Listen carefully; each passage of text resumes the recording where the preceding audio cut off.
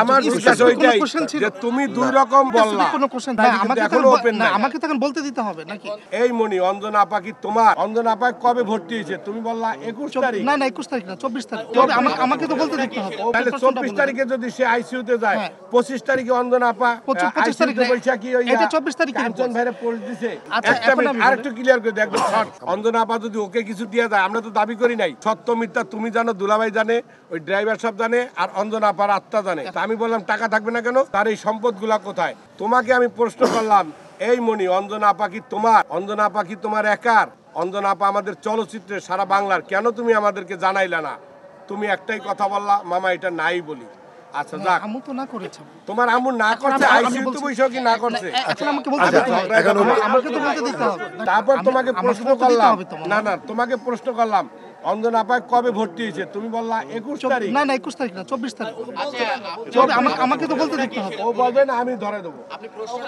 প্রশ্নটা বলেন। আচ্ছা, তাহলে 24 তারিখে যদি সে আইসিইউতে যায়, 25 তারিখে অঞ্জনা আপা 25 তারিখে বৈশা কি ওই এটা 24 তারিখে কাঞ্চন ভাইরে পোস্ট দিছে। হ্যাঁ, এটা তো 24 তারিখে বলছে। তার জন্মদিনের শুভেচ্ছা জানাইছে। আচ্ছা, একটা এখন মিনিট আমি আরেকটু ক্লিয়ার করে দেখো শর্ট। অঞ্জনা আপার যদি একটা সই থাকে, শিল্পী সমিতির মাধ্যমে সেটা বন্টন হবে, শিল্পীকে দেখ, দুলাভাইকে দেখ। অঞ্জনা আপা যদি ওকে কিছু দিয়ে দেয়, আমরা তো দাবি করি নাই যে অঞ্জনা আপার এই শাড়িটা তুমি আমার ওয়াইফকে দাও। সম্পূর্ণ তোমাকে যদি সে স্বেচ্ছায় দান করে দেয়, লিখিত দিয়ে দেয় তোমার। কিন্তু আমি তো জানি অঞ্জনা আপার একটা বাড়ি আছে উত্তরা দক্ষিণখানে, একটা বাড়ি আছে মাতুয়াইলে, একটা আদাবারে, এগুলো শুনছি।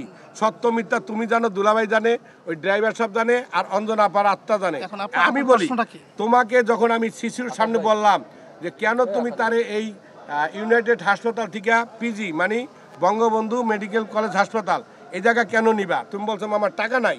তা আমি বললাম টাকা থাকবে না কেন, তার এই সম্পদগুলা কোথায়? এটা কিন্তু আমার কাছে ভিডিও আছে, তুমি বলছো মামা আছে, সব আছে।